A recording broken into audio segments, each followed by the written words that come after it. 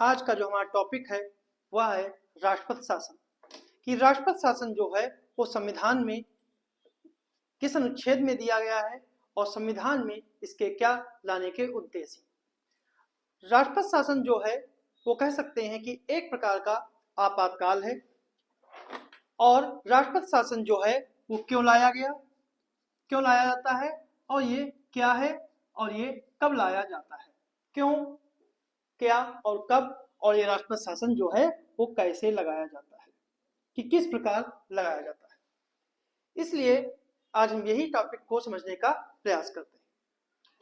जैसे कि दवा खा लो नहीं तो डॉक्टर आ जाएगा, या डॉक्टर आके सुई लगा देगा और बच्चा समय पर दवाई खाने लगता है, तो राष्ट्रपति शासन कह सकते हैं उसी प्रकार है, उस डॉक्टर की तरह है जो अंत में आकर सुई लगाता है और फिर सब कुछ ठीक हो जाता है।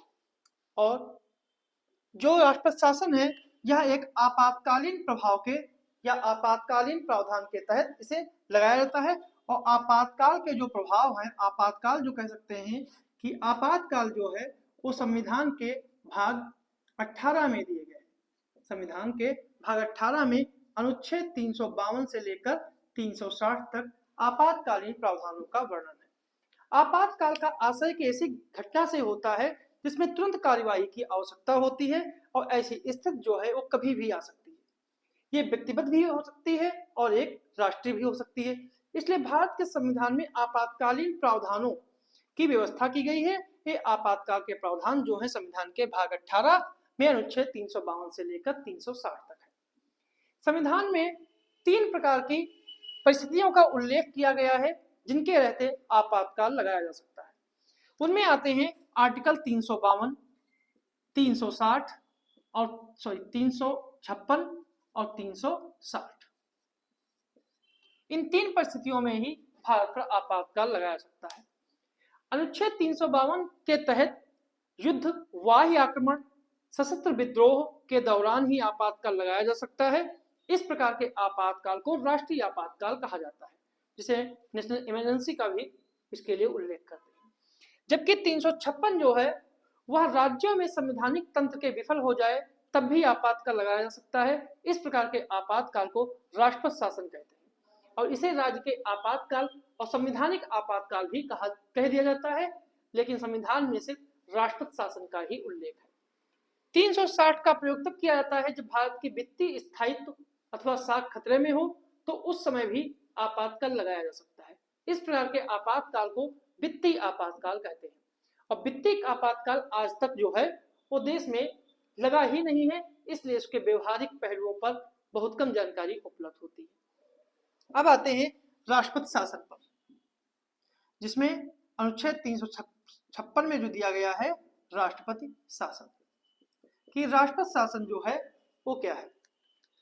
राष्ट्रीय आपातकाल जो है और राष्ट्रपति शासन बहुत ही महत्वपूर्ण है, क्योंकि इन दोनों के व्यवहारिकता का अंदाजा भी है, इसके लगने की संभावना भी अपेक्षाकृत ज्यादा होती है। राष्ट्रपति शासन की जो कह सकते लगाने की संभावना बहुत अधिक रहती है, और राष्ट्रीय आपातकाल की तरह ही राष्ट्रपति शासन भी दागों से मुक्त नहीं है। जैसे कि राष्ट्रीय आपातकाल पर भी कई प्रकार की उंगलियां उठ चुकी हैं, जैसे तीसरे आपातकाल जो 1975 में लगाया गया था इंदिरा गांधी सरकार के द्वारा, और उसी प्रकार कह सकते हैं राष्ट्रपति शासन भी जो है वो बिना दागों से मुक्त नहीं है।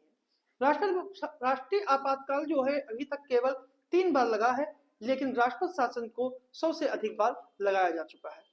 कई बार कोई पार्टी अपनी निजी प्रतिस्पर्धा के या खुन्नस निकालने के लिए भी किसी विपक्षी पार्टी के राज्य में राष्ट्रपति शासन लगा दिया करती है। इसी तरह की निजी हित या पार्टी के हित में इसे इस्तेमाल किए जाने के कारण ये राष्ट्रीय आपातकाल का जो है राष्ट्रपति शासन के रूप में वो काफी विवादास्पद है। लेकिन बम्बई मामले में सर्वोच्च न्यायालय ने इस हद जो एक समस्या है वो काफी हद तक सर्वोच्च न्यायालय ने इसे समाप्त कर दिया। अब राष्ट्रपति शासन होता क्या है। हमारा देश जो है संवैधानिक सर्वोच्चता वाला देश है। ऐसे में संविधान ठीक से चलता रहे और संविधान के अनुसार ही सब कुछ ठीक से चलता रहे, इसकी जिम्मेदारी जो है वो राष्ट्रपति पर होती है।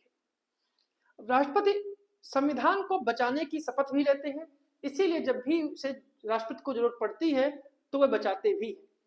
और राष्ट्रपति शासन भी उसी संवैधानिक व्यवस्था को कह सकते हैं बचाए रखने का एक तरीका है। इसका उल्लेख जो है वो अनुच्छेद 355 और 356 में इसका उल्लेख भी मिलता है। अनुच्छेद 355 में ये कहा गया है कि केंद्र सरकार का यह कर्तव्य है कि प्रत्येक राज्य जो है संवैधानिक व्यवस्था के अनुरूप कार्य करे। अगर कोई राज्य संवैधानिक व्यवस्था के अनुरूप कार्य ना करे तो केंद्र उस राज्य को अपने नियंत्रण में ले सकता है, यानी कि उस राज्य में राष्ट्रपति शासन लगाया जा सकता है। चूंकि संवैधानिक तंत्र के विफल हो जाने पर ही राष्ट्रपति शासन लगाया जाता है, इसलिए इसे संवैधानिक आपातकाल भी कहते हैं। इस तरह के किसी राज्य में लगाए जाने के कारण को राज्य आपातकाल भी कह दिया जाता है। अब आते हैं राष्ट्रपति शासन लगाया क्यों जाता है। जैसे कि हम जानते हैं कि अनुच्छेद 355 के तहत केंद्र का यह कर्तव्य होता है कि वह राज्य के संवैधानिक उपबंधों के अनुसार कार्य करता रहे। अनुच्छेद 356 का जो एक भाग है, खंड 1 है, वह कहता है कि राष्ट्रपति को उस राज्य के राज्यपाल द्वारा रिपोर्ट मिलने पर या फिर राष्ट्रपति अगर खुद आश्वस्त हो जाए कि राज्य का शासन संविधान के अनुसार नहीं चलाया जा रहा है तो राष्ट्रपति शासन की उद्घोषणा कर सकता है। राष्ट्रपति शासन का लगाने का दूसरा आधार जो है वो अनुच्छेद 365 में मिलता है। अगर दूसरे आधार, पहला आधार तो जो है 356 में मिल जाता है और दूसरा आधार जो राष्ट्रपति शासन लगाने का है वो 365 में मिलता है, जो कहता है यदि कोई राज्य केंद्र द्वारा किए गए निर्देशों का पालन करने में या उन्हें प्रभावी करने में असफल होता है तो भी इस स्थिति में राष्ट्रपति शासन लगाया जा सकता है। ठीक है, अगर अनुच्छेद 365 यह कहता है कि अगर केंद्र के द्वारा दिए गए निर्देशों का पालन करने में अगर राज्य असफल है तो भी वो उस राज्य में राष्ट्रपति शासन लगाया जाता है। अब सवाल ये है कि राष्ट्रपति को ये कैसे पता चलता है कि राज्य का संवैधानिक तंत्र विफल हो गया है या फिर केंद्र द्वारा निर्धारित निर्देशों का पालन करने में कोई राज्य असफल रहा है। तो राज्यों में राज्यपाल जो होता है वो इसी के लिए होता है कि जिस तरह राष्ट्रपति संविधान को बचाने की शपथ लेता है, राज्यपाल भी वही शपथ लेता है। इसलिए ऐसी स्थिति आने पर राज्यपाल ही राष्ट्रपति को रिपोर्ट भेजते हैं और उसी आधार पर राष्ट्रपति चाहे तो राष्ट्रपति शासन लगा सकता है। लेकिन राष्ट्रपति अपने विवेक से ही फैसला ले सकता है अगर उसे लगता है कि किसी राज्य में संवैधानिक स्थिति खतरे में। अब एक ही राष्ट्रपति शासन लगने से बदलाव क्या आते हैं, राज्य में क्या होता है, तो 356(1) के तहत राष्ट्रपति शासन लगने के साथ ही राष्ट्रपति को निम्नलिखित शक्तियां प्राप्त हो जाती हैं, जिनका वर्णन जो है अनुच्छेद 356(1) के का, खा और गा, ये 3 उपबंध है, इनमें वो निम्नलिखित शक्तियां प्राप्त हो जाती हैं। 356(1) का खंड कहता है कि वह राज्य सरकार के सारे काम अपने हाथ में ले लेती है, यहाँ तक कि राज्यपाल और अन्य जितने भी कार्यकारी अधिकारी हैं उनकी शक्तियां भी राष्ट्रपति को प्राप्त हो जाती है। कह सकते हैं कि राष्ट्रपति शासन लगने के तुरंत बाद राज्य सरकार के सारे काम जो है वो राष्ट्रपति अपने हाथ में ले लेता है, यहाँ तक कि राज्यपाल और अन्य जितने भी कार्यकारी अधिकारी हैं उनकी शक्तियां भी राष्ट्रपति को प्राप्त हो जाती हैं। ये खंड का कहता है। खा क्या कहता है, राष्ट्रपति यह घोषणा कर सकता है कि संसद राज्य विधायिका की शक्तियों का प्रयोग करेगी। दूसरे शब्दों में कह सकते हैं कि अगर राष्ट्रपति शासन लागू है तो 356 का 1 की धारा के खा जो खंड है उसके अनुसार संसद जो है वो उस राज्य के लिए कानून बना सकती है जिस राज्य में राष्ट्रपति शासन लागू है। और 356(1) का गा खंड यह कहता है कि वे सभी कदम उठाए जा सकते हैं जिसमें राज्य के किसी भी निकाय से संबंधित है और संवैधानिक प्रावधानों को निलंबन करना शामिल है। अगर इनको दूसरे शब्दों में कह सके तो ये कहा जा सकता है राष्ट्रपति जो भी चाहे कार्यकारी आदेश जारी कर सकता है, साथ ही किसी संवैधानिक प्रावधानों को निलंबित भी कर सकता है। अब है कि अगर राष्ट्रपति ही सब कुछ करेगा तो राज्य के प्रशासन कैसे चलता है, तो किसी भी राज्य में राष्ट्रपति शासन लागू होने की स्थिति में राष्ट्रपति मुख्यमंत्री के नेतृत्व वाली मंत्रिपरिषद को भंग कर देता है या फिर निलंबित कर देता है। तब राज्य का राज्यपाल राष्ट्रपति के नाम पर राज्य सचिव की सहायता से राज्य का प्रशासन चलाता है। लेकिन राष्ट्रपति चाहे तो राज्यपाल को सलाह देने के लिए एक सलाहकार की भी नियुक्त कर सकता है, लेकिन राज्य सूची पर कानून बनाने का अधिकार संसद को मिल जाता है। इसे राज्य के विधेयक और बजट संसद ही पारित करती है। 357 जो आपातकाल का जो भाग है, भाग 18, उसके अंदर अनुच्छेद 57 भी आता है और 57 के तहत ये कहा गया है कि अनुच्छेद 356 के तहत जो घोषणा होगी और उसके तहत जब कोई राज्य विधानसभा इस तरह से राष्ट्रपति शासन के कारण विघटित हो, लंबित हो, तो कुछ अधिकार हो सकते हैं, जैसे कि संसद राज्य विधानमंडल के लिए बिल बनाने की शक्ति किसी अधिकारी को दे सकती है। दूसरा कहता है जब लोकसभा का सत्र न चल रहा हो तो राष्ट्रपति संसद की अनुमति के लिए लंबित पड़े राज्य की संचय निधि के प्रयोग के लिए प्राधिकृत किसी को भी कर सकता है। यहां ध्यान देने की बात है कि राष्ट्रपति को उस राज्य की उच्च न्यायालय की शक्तियां प्राप्त नहीं होंगी। मतलब कि अगर किसी राज्य में राष्ट्रपति शासन लागू है तो राष्ट्रपति को केवल विधायी शक्तियां मिल जाएंगी और वित्तीय शक्तियां मिल जाएंगी, लेकिन न्यायिक शक्तियां जो हैं वो राष्ट्रपति को नहीं मिल सकती। यानी कि राष्ट्रपति शासन लगने के बावजूद भी उच्च न्यायालय की स्थित शक्तियां और कार्य पहले की तरह होता रहता है, इसमें राष्ट्रपति कोई बदलाव नहीं कर सकता है। संसदीय अनुमोदन और समयावधि से संबंधित प्रावधान जो है वो अनुच्छेद 356 का हिस्सा है। इसे अनुच्छेद के 3, 4 और 5 में वर्णित किया गया है। दरअसल राष्ट्रपति शासन लगाने की बाद की प्रक्रिया होती है कि घोषणा किस आधार पर है, ये तो समझ गए। राष्ट्रीय आपातकाल की तरह राष्ट्रपति शासन को भी संसद के अनुमोदन की आवश्यकता पड़ती है।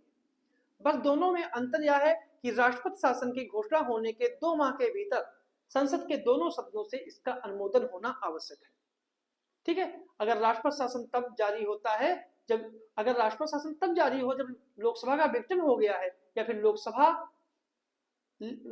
हो लेकिन 2 महीने के अंदर अनुमोदन करने से पहले विघटित हो जाए, तो ऐसी स्थिति में जब फिर से लोकसभा का गठन होगा तो उसकी पहली बैठक से 30 दिन के अंदर घोषणा बनी रहेगी, लेकिन उसके पहले राज्यसभा से यह अनुमोदित हो जानी चाहिए, क्योंकि राज्यसभा जो है वो कभी भी भंग नहीं होती है। इस तरह से दोनों सदनों से अनुमोदित अगर राष्ट्रपति शासन हो जाता है तो यह 6 महीने तक जारी हो सकता है, लेकिन राष्ट्रपति शासन को अधिकतम जो है वो 3 वर्ष के लिए बढ़ाया जा सकता है, लेकिन हर 6 महीने में संसद की स्वीकृति लेना जरूरी है। यहाँ पर जरूरी ये रखना है कि अगर 3 साल तक बढ़ाया जा सकता है, लेकिन 44वें संवैधानिक संशोधन 1978 के द्वारा इस पर 2 प्रतिबंध लगा दिए गए। मतलब कि 3 साल तक बढ़ाया तो जा सकता है, लेकिन 44वें संवैधानिक संशोधन 1978 के द्वारा इस पर 2 प्रतिबंध लगा दिए गए। पहला प्रतिबंध क्या है कि 1 साल तक राष्ट्रपति शासन आराम से चल सकता है, लेकिन 1 साल के बाद इसे अगर 6 महीने के लिए बढ़ाना हो तो 2 स्थितियों में ही बढ़ाया जा सकता है। पहली कंडीशन इसकी ये है कि यदि पूरे भारत में या पूरे राज्य में या किसी भाग में राष्ट्रीय आपातकाल की घोषणा की गई, और दूसरा है कि चुनाव आयोग यह प्रमाणित कर दे कि उस राज्य की विधानसभा में चुनाव होने कराने के लिए वह सक्षम नहीं है या फिर कोई कठिनाई है। ठीक है, मतलब 2 ही कंडीशंस हैं कि 1 साल के बाद उसे बढ़ाया जा सकता है, या तो भारत में राष्ट्रीय आपातकाल लागू हो जाए, या फिर चुनाव आयोग सिफारिश कर दे कि वह वर्तमान में ऐसी कठिनाइयां हैं कि वह उस राज्य में चुनाव कराने में सक्षम नहीं। लेकिन क्या हो अगर 6 महीने से बढ़ाना हो और उस अवधि में ही लोकसभा भंग हो जाए, तो ऐसी स्थिति में जब नई लोकसभा गठन होगा उसकी पहली बैठक से 30 दिनों तक वो प्रस्ताव लागू रहेगा।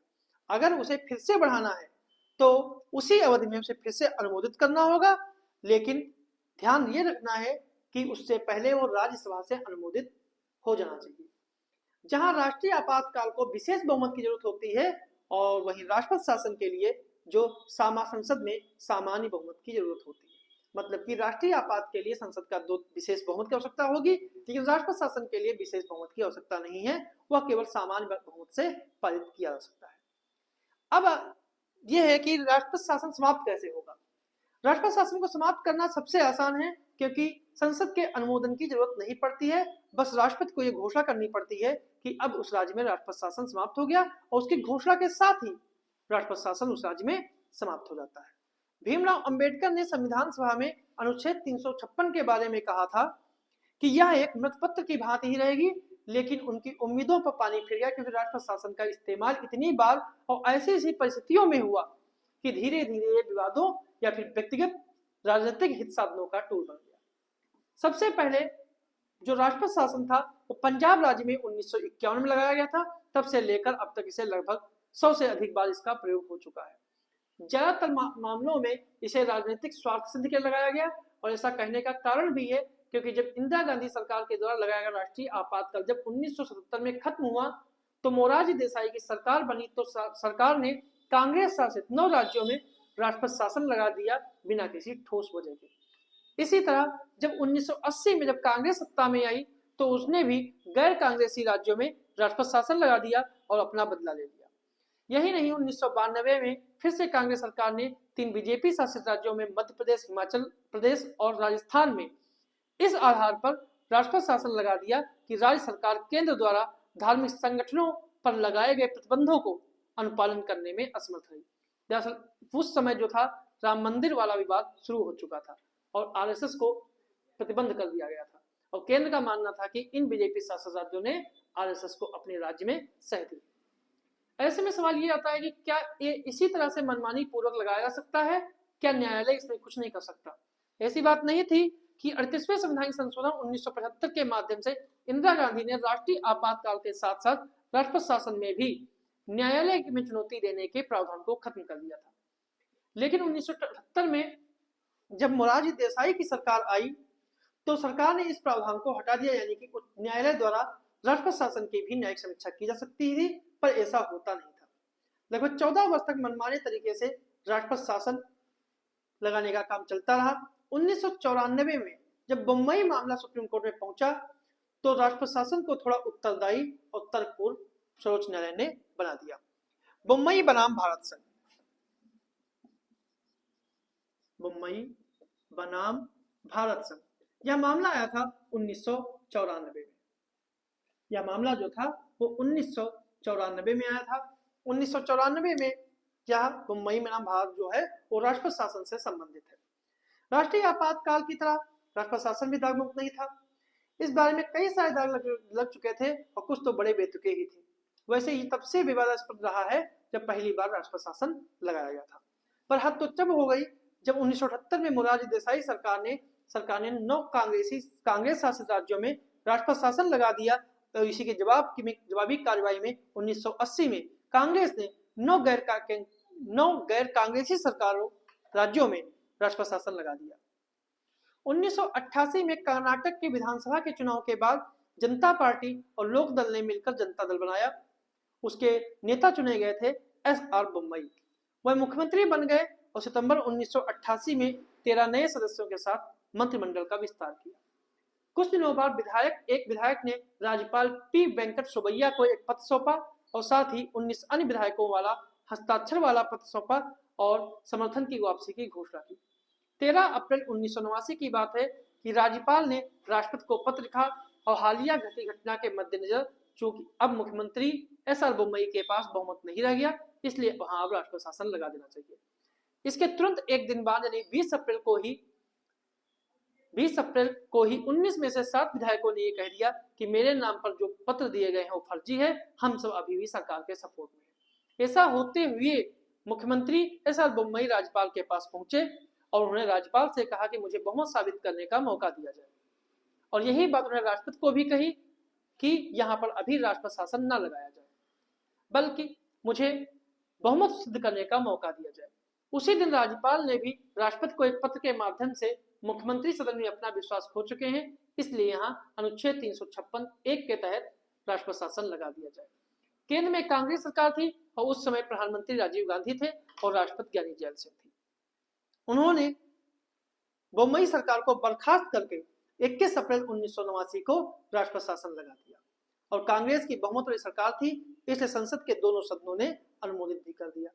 चूंकि बहुमत साबित करने का मौका दिए बिना ही राष्ट्रपति शासन लगा दिया गया था, इसीलिए एस.आर. बोम्मई 26 अप्रैल 1989 को कर्नाटक हाई कोर्ट गए, पर कर्नाटक हाई कोर्ट ने उनकी रिट पिटीशन को खारिज कर दिया और उनके पक्ष को भी नहीं सुना।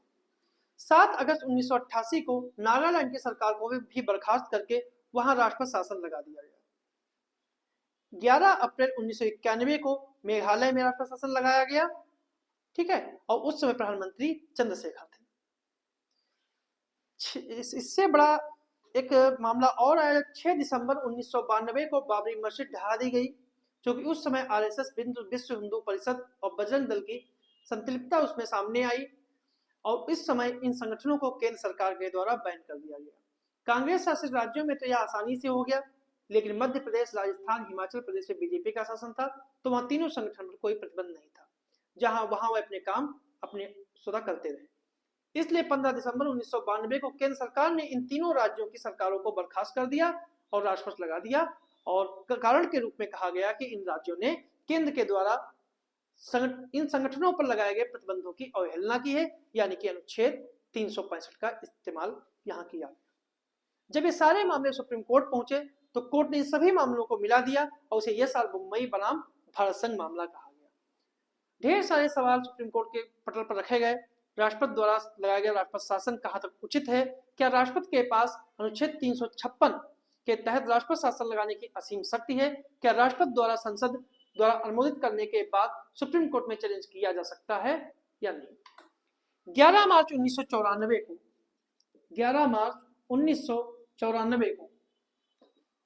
9 जजों की बेंच ने अपना फैसला सुनाया और कोर्ट ने नागालैंड, मेघालय और कर्नाटक में लगाए गए राष्ट्रपति शासन को अवैध ठहराया, जबकि मध्य प्रदेश, हिमाचल प्रदेश और राजस्थान में लगाए गए राष्ट्रपति शासन को वैध ठहराया। क्योंकि कोर्ट ने धर्मनिरपेक्षता को संविधान का मूल ढांचा माना और इस आधार पर लगाए गए राष्ट्रपति को सही ठहराया। मध्य प्रदेश, हिमाचल प्रदेश और राजस्थान पर राम मंदिर विवाद को लेकर आरोप था कि इन राज्यों ने धार्मिक मामलों में सहभागिता जताई है, इसलिए उच्चतम न्यायालय ने इन राज्यों में लगाए गए राष्ट्रपति शासन को सही माना। अब बम्बई मामले में सर्वोच्च न्यायालय ने कुछ टिप्पणियां की, जैसे कि राष्ट्रपति शासन को लागू करने की घोषणा न्यायिक समीक्षा के योग्य है, भले ही उसे दोनों सदनों ने उसे मंजूरी दी हो या उसे अनुमोदित ही क्यों न कर दिया हो। दूसरा का टिप्पणी की, यदि राष्ट्रपति शासन के दौरान किया गया काम अतार्किक या दुर्भावना से युक्त पाया जाता है तो न्यायालय द्वारा राष्ट्रपति शासन पर रोक लगाई जा सकती है, किंतु जिम्मेदारी यह होगी कि जिम्मेदारी जो है वो राज्य की होगी, वह राष्ट्रपति शासन को न्यायोचित सिद्ध करने के लिए तर्कसम्मत कारण प्रस्तुत करें। मतलब यह है कि केंद्र को यह कहा गया कि केंद्र की रिस्पॉन्सिबिलिटी होगी कि वह जिस आधार पर राष्ट्रपति शासन लगाया है उसको सही से वैलिड प्रस्तुत करें। 356 के अधीन विशेष शक्तियां हैं, इनका प्रयोग केवल विशेष परिस्थितियों में ही हो सकता है, ऐसा भी सर्वोच्च न्यायालय ने कहा। सर्वोच्च न्यायालय ने कहा कि यदि न्यायालय राष्ट्रपति की घोषणा यानी राष्ट्रपति शासन को असंवैधानिक पाता है या अवैध पाता है तो उसे विघटित राज्य की सरकार को पुनः स्थापित कर सकती है, और राज्य विधानसभा को केवल तभी विघटित किया जा सकता है जब राष्ट्रपति की घोषणा को संसद की अनुमति मिल जाती है। तब तक ऐसी किसी घोषणा को मंजूरी नहीं प्राप्त होती है, तब तक विधानसभा को केवल निलंबित किया जा सकता है, भंग नहीं किया सकता है। यदि संसद इसे मंजूरी देने में असमर्थ होती है तो विधानसभा जो है वो पुनः जीवित हो जाएगी। राज्य सरकार की विधानसभा में विश्वास मत खोने का प्रश्न संसद में निश्चित किया जाना चाहिए, जब तक यह ना हो कि तब तक मंत्रिपरिषद बनी रहेगी। मतलब जब तक बहुमत का फैसला ना हो जाए तब तक मंत्रिपरिषद बनी रहेगी, और जब तक कोई नया राजनीतिक दल सत्ता में आता है तो उसे राज्यों में अन्य दलों की सरकार को बर्खास्त करने का अधिकार प्राप्त नहीं होगा। ये फैसला दिया गया। मतलब जब केंद्र में कोई नया राजनीतिक दल आ जाए तो अन्य दलों की सरकारों को बर्खास्त करने का उसे अधिकार नहीं होगा। अगर वर्तमान में बात की जाए तो वर्तमान में क्या क्या परिस्थिति होगी, क्योंकि 1994 के बम्बई मामले के बाद अब स्थिति ये है कि निम्नलिखित परिस्थितियों में लगाया गया राष्ट्रपति शासन उचित होगा। जब आम चुनाव के बाद विधानसभा में किसी भी दल को बहुमत प्राप्त ना हो तो राष्ट्रपति शासन लगा सकता है, या फिर बहुमत दल सरकार बनाने से या बहुमत प्राप्त दल सरकार बनाने से इनकार कर दे तो राष्ट्रपति शासन लगाया जा सकता है। जब मंत्रिपरिषद त्यागपत्र दे दे और कोई भी अन्य दल सरकार बनाने का इच्छुक ना हो तो भी राष्ट्रपति शासन लगाया जा सकता है। तीसरा है, राज्य सरकार केंद्र सरकार के किसी भी संवैधानिक निर्देश को मानने से इनकार कर दे तब लगाया जा सकता है। ठीक है। और भौतिक विखंडन, जहां सरकार इच्छा पूर्वक अपने संवैधानिक दायित्वों को निभाने से इनकार कर देगी तभी राष्ट्रपति शासन लगाया जा सकता है। तो इन सब कारणों से जो है वो राष्ट्रपति शासन लगाया जा सकता है, और राष्ट्रपति शासन को और किन किन बुनियादी आधारों पर राष्ट्रपति शासन को लगाया जाएगा, अन्यथा नहीं लगाया जाएगा।